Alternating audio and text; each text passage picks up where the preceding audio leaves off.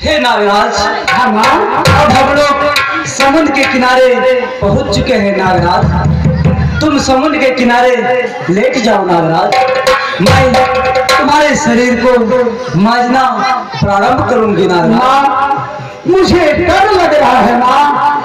किस बात की डर लग रही है? माँ मेरा विशाल ऐसा शरीर को मांझते कहीं मेरा प्राण न छूट जाए माँ।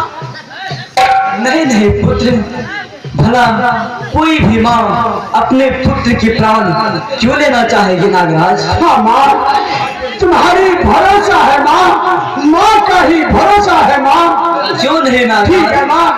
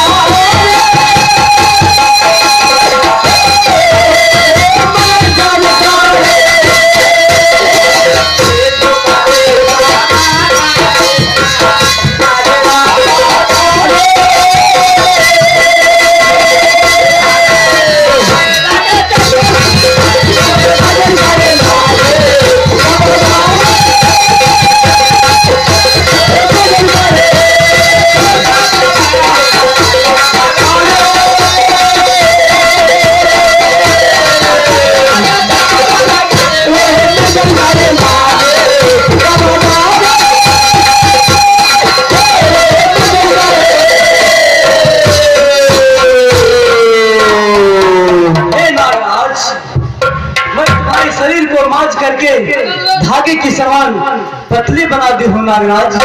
अब तुम मेरे घर में आसानी से प्रवेश कर जाओगे नागराज। जाओ नागराज, मेरे घर में प्रवेश करके लखींदर की डांस करके अपने माँ के काम को सिद्ध करो नागराज।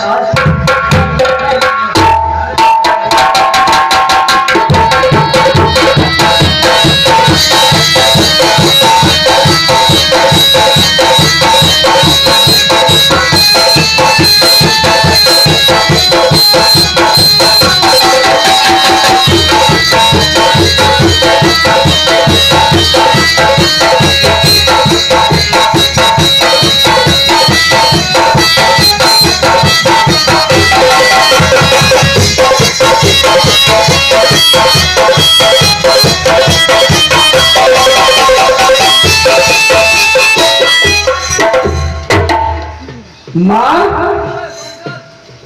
मेरा प्रणाम है माँ। कमाल की, हाँ माँ तूने कमाल कर दिया माँ। मेरा शरीर मांझ कर एक धागे की समान बना दी माँ।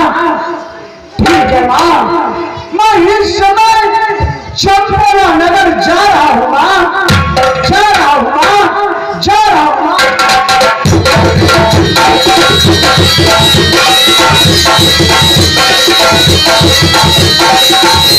Yeah.